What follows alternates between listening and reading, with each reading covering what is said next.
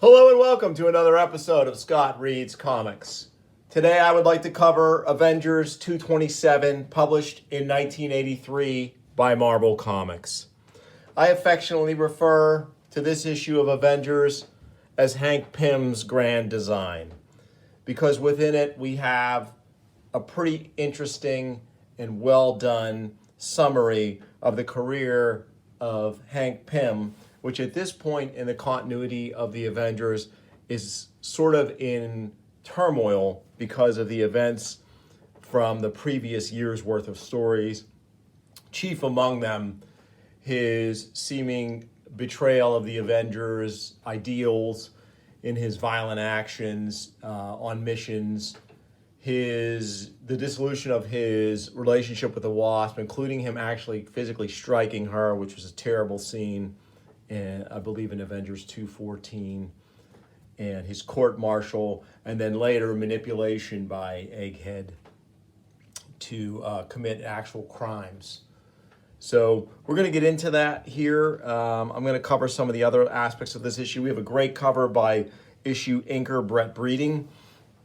This is one of those neat covers where they've used a very interesting device to divide it into segments. We have the new Captain Marvel, Monica Rambeau, who I love. This might be her second appearance after Amazing Spider-Man Annual 16.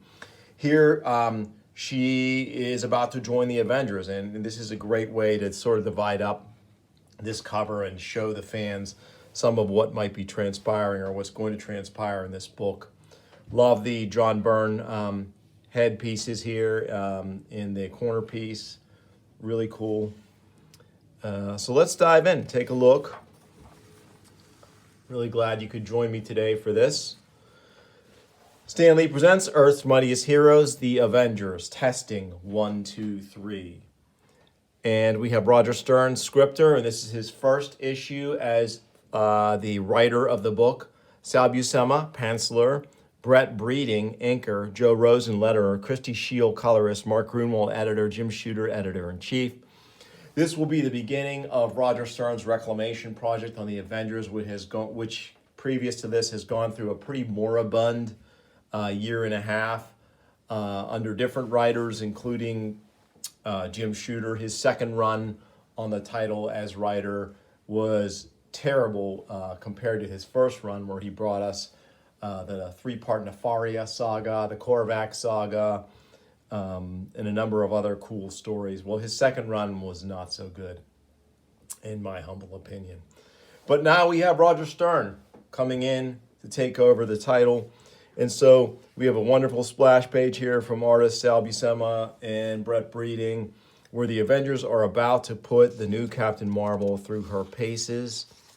And she undergoes a test of her energy powers, where in the blink of an eye, she basically spans the globe, hitting various satellites in space.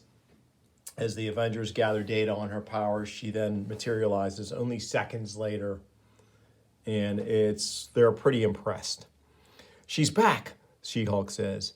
"She materialized right through the ceiling, easy as you please, but she just left." Astounding, her speed makes Quicksilver's look like nothing. "CM, you okay? Why, yes, of course. How'd I do, Iron Man?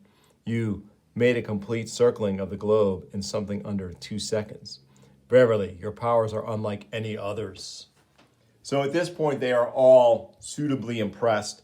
And Jan Van Dyne, the Wasp, who is now Avengers chairperson, makes the suggestion that Captain Marvel join the team as an Avenger in training. She's already set it up through her connections with the president, and the other Avengers agree.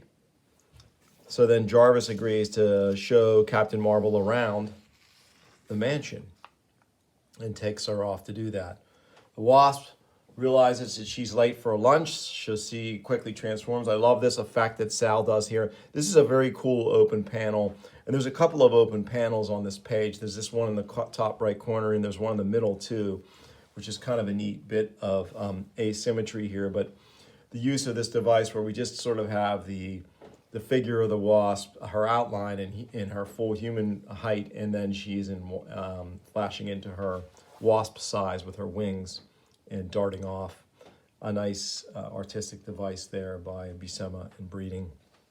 And colorist Christy Shield as well. Very nice on the colors there. Hawkeye, of course, is unimpressed. He's a bit of a chauvinist, and that's kind of showing. He's also a bit of a curmudgeon. He has a nice back and forth with She-Hulk in these early issues with those two on the team. And they do grow to have a grudging respect for each other and maybe a friendship. But early on, there's some definite friction between them. I also like, too, how they're still kind of figuring out, like, the She-Hulk's look. And this, obviously, Sal draws her with, like, cut off Daisy Dukes and some high boots and just what looks like a mauve shirt of some kind. So she doesn't really get a proper costume until a couple of issues, maybe 228, which is the next issue after this one.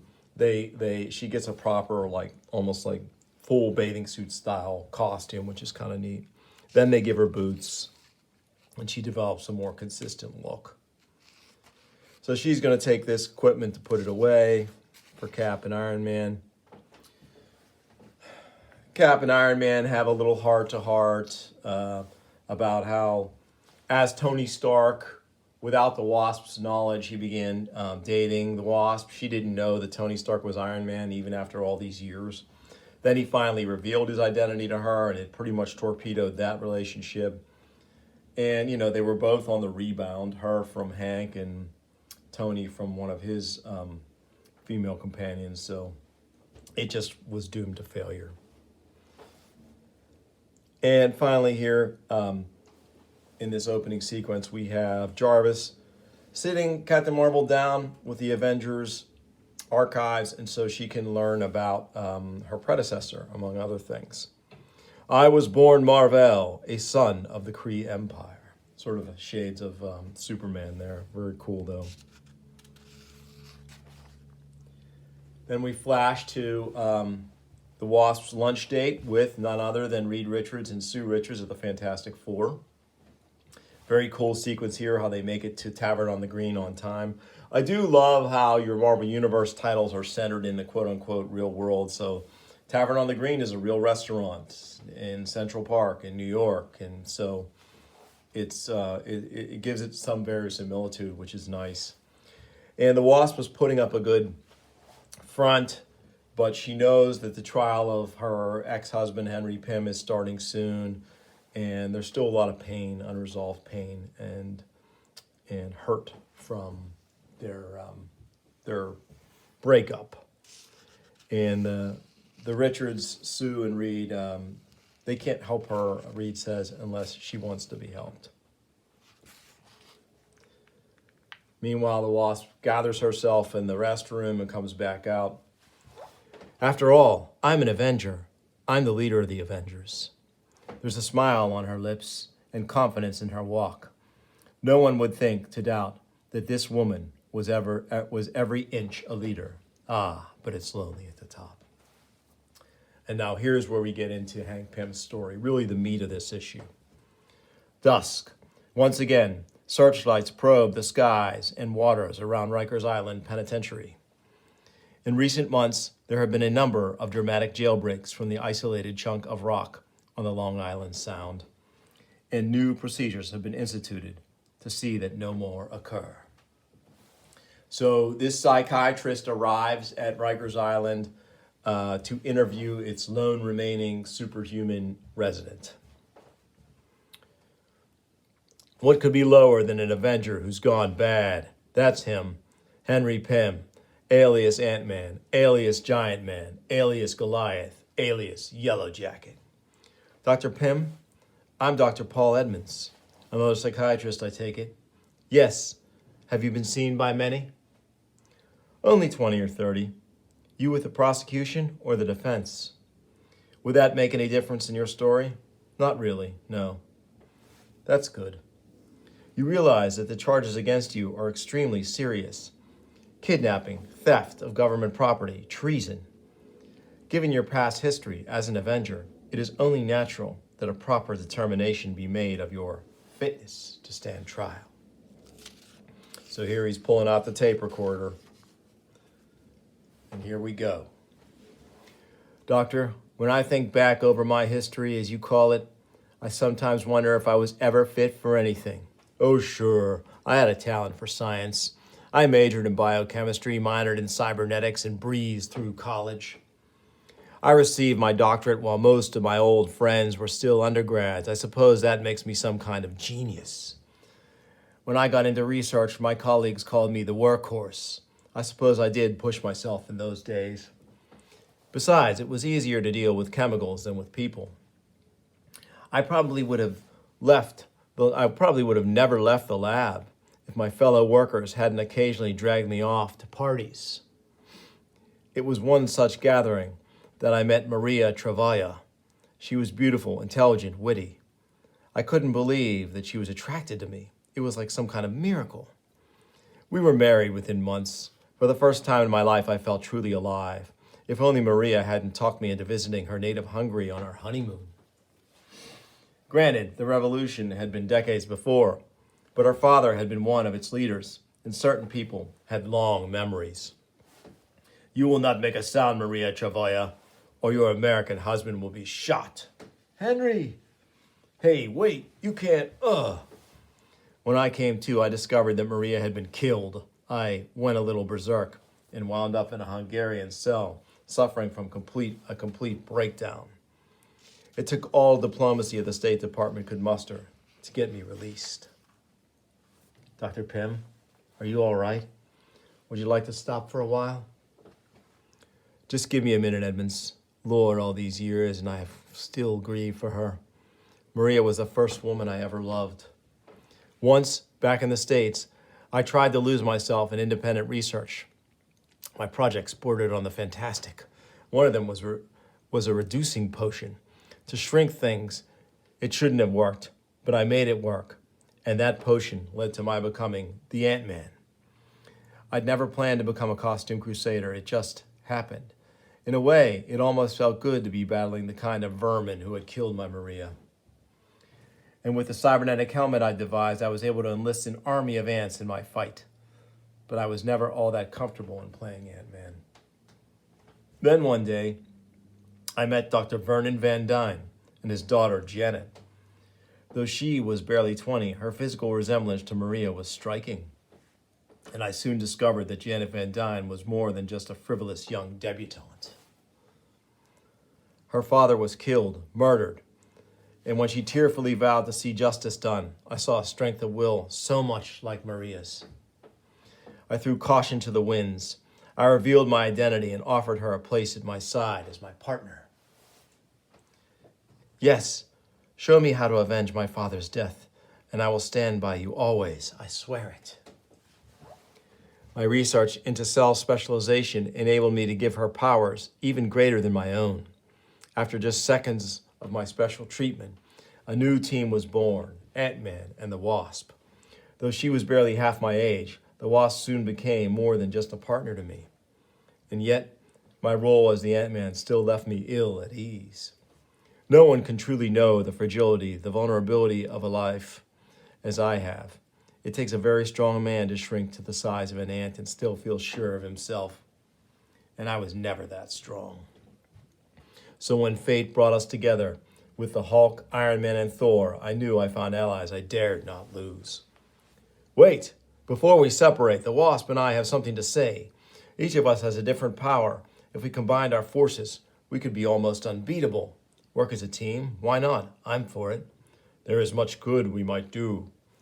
Thus were born the Avengers. We adjourned to what was to become Avengers Mansion to draw up our charter, and there I discovered a whole new set of problems. I soon realized that Ant-Man would be constantly overshadowed by the more powerful teammates, at least one of whom the Wasp found most attractive. Isn't he dreamy? She might have just been trying to make me jealous, but I couldn't be certain. And besides, no man wants to be a liability. So I locked myself in the lab and set out to improve my powers. Great panel here. Love this. Great job by Sal.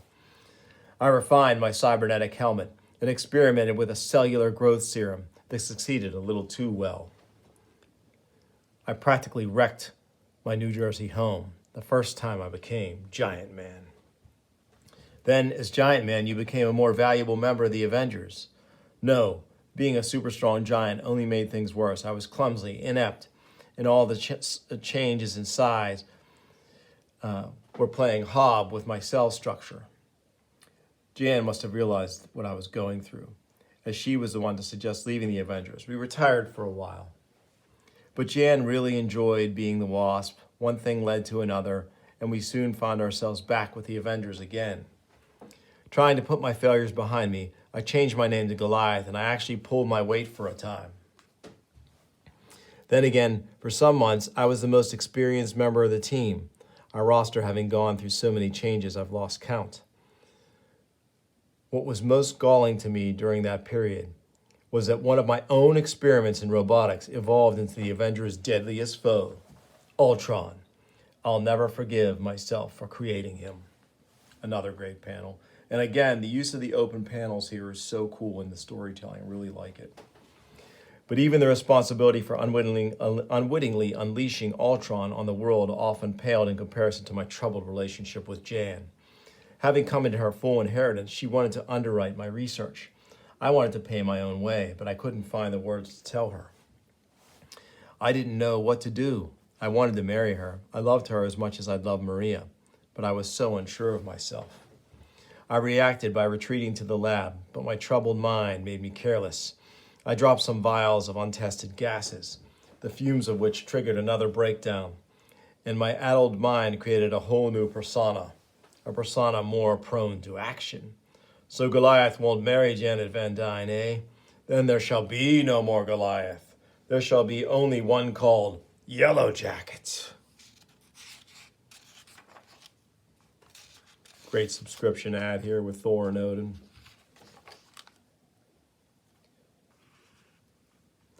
As Yellow Jacket, I wooed and wed my lovely Janet, little knowing that she at least had seen through my delusion. And when I was shocked back to reality, I found that I was a married man, again. I guess even some psychotic episodes can be beneficial. Do you think that was the case? I did then. Now, I'm not so sure. I know I wanted to believe it then. Jan and I were married. The circumstances didn't seem important. After our honeymoon, I returned to the Avengers with Jan, again as Yellow Jacket, until I saw my way clear to leave. I even tried playing Ant-Man again a few times. Sticking to a smaller size seemed to be better for my health. Mostly, though, I tried to stay away from the Avengers. The problem was that Jan wanted to be an Avenger, and wanted me to be an Avenger, too. I had to keep trying for her, even though my heart wasn't in it. The pressure got to be too much. My work began to slide. More and more projects were ending in failure. One day, I just couldn't take it anymore. It was a stupid, brutal gesture, but I had to lash out at something. Don't you see? Kroom. I had swallowed my pride and accepted Jan's money, and now I was wasting it on things I couldn't even make work. I felt totally useless. Jan, bless her, kept propping me up, soothing me, the broken charge of my ego. It helped some, but not nearly enough. I was a walking emotional wreck when Ultron returned, unexpectedly. He didn't have to do much to tip me over the edge. Under the prodding of his devices, I was manipulated into becoming the Ant-Man again and attacking my fellow Avengers. That was a shot from the immortal Avengers 161. Super cool. It's almost funny in a way. I took on the Avengers single-handedly and nearly beat them. My finest hour as a hero, and I wasn't even in my right mind. Iron Man was able to devise a form of electroshock therapy which undid the damage to my mind that Ultron had done. If nothing else, and I started playing Yellow Jacket again, I was just getting back into the swing of things when the government ordered a complete shakeup of the Avengers roster. A smaller roster was inevitable, of course. What with all our friends and hangers-on, the team had become close to unmanageable. In order to regain your priority privileges, you'll be required to pare down your membership to a core group of 7. I love this. This is Sal's version of that scene in Avengers 180 that John Byrne drew so well, and that was also depicted on 180's cover by George Perez. So here we have it seen through the lens of a third artist. Really cool. I love stuff like that. To tell the truth, by that point, I was relieved. With the government's reorganization plan, I had a reason, an excuse to return to the lab full time. But again, the lab work became a nightmare. Nothing worked right for me. What's worse, Jan was still with the team. Sometimes I wouldn't see her for days. I felt alone, lost. I began to think that maybe avenging was all I could do. As Yellow Jacket, I pinch hit for other members whenever possible. And when Captain America invoked executive privilege to further pare the team down to a more workable 6 members, I jumped back on board. I had such hopes. The new Avengers were practically the original group. This time I thought I could finally be the kind of man Jan wanted me to be. But I was only fooling myself. By then, I was in no state of mind to be avenging. The first time we went into battle, I made a stupid, unthinking error, attacking a foe who had already stopped fighting. It could have been a fatal error. It very nearly was. As chairman, Cap called a board of inquiry, charging me with misconduct before the enemy. I was placed on suspension and bound over for a formal court-martial. Under our charter, the others had no choice. I had to redeem myself. Somehow, I became desperate. In the hours that followed, I must have cracked completely. I constructed an indestructible adamantium robot to attack the court-martial. The robot had a secret cutoff switch so that I could play the hero and save the day. This is all from Avengers 2:14, I believe. Even in that fool act, I failed. The Avengers saw through my deceit. I endangered the team I'd helped found, and Jan saved me. I didn't bother to wait for the verdict. I left in total disgrace. Jan divorced me, threw me out. Not that I blame her. Did you know that I actually struck her on the day of the court-martial? Lord, I must have been out of my mind. I had compounded one mistake with another, and my whole life collapsed like a house of cards. I was broke, unable to even contact my friends. So you stole enough money to implement a plan to rob the nation's federal store of adamantium? No, I was used, played for a fool by my old enemy Egghead. But I still tell you this, Edmonds, I won't play the fool any longer. I've learned so much about myself the hard way in the last few weeks. I'll have my day in court, and I'll beat those charges. I see, and in that way, you think you'll win back your wife? No. I thought that was possible once. I don't anymore. I've lost her. It hurts, but I'll just have to accept it. Now all I want back is my dignity. So afterwards, Edmonds reports to Tony Stark that Hank Pym is fit for trial. He's not crazy. He can stand trial. And he asks, Mr. Stark, I'm not familiar with the enemies the Avengers encounter. Could he have been used? Perhaps, but not by Egghead. He died in an explosion some months ago. Really? That may indicate an even deeper delusion. Great ad here by Marie Severin. Love this. And we have the final page revealing that, and I don't know why the Avengers couldn't think of this as a possibility. Maybe Egghead wasn't blown up, but maybe he really is behind the manipulation of Hank Pym.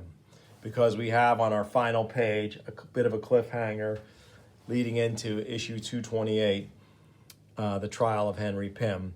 Egghead truly is alive and behind things. And we knew he was because we had seen him set up Hank Pym in the previous issues, but we again see him here in this great sequence from Sal and Brett Breeding.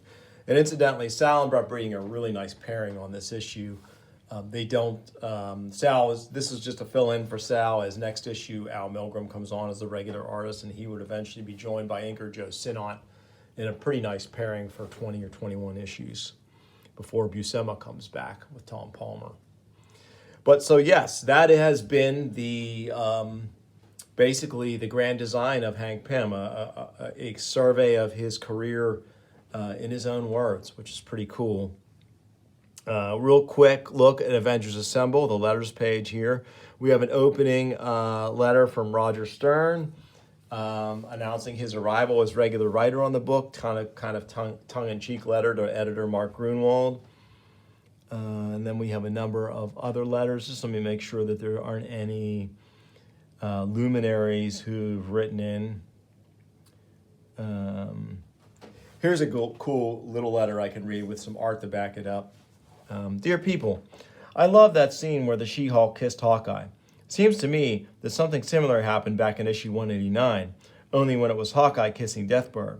That ought to take him down a peg or two. Diana Haiths, Mississauga, Ontario, Canada. So yeah, that was great, hearkening back to issue 189, because She-Hulk literally picks Hawkeye up in the issue that she's referencing here and kisses him sort of against his will, which is kind of a turning the tables on old chauvinist Hawkeye. So that was my read-through of Avengers 227. I hope you enjoyed it. If you did, please like and subscribe. Tell your friends, and I'll bring you more soon on Scott Reads Comics. Thanks for watching.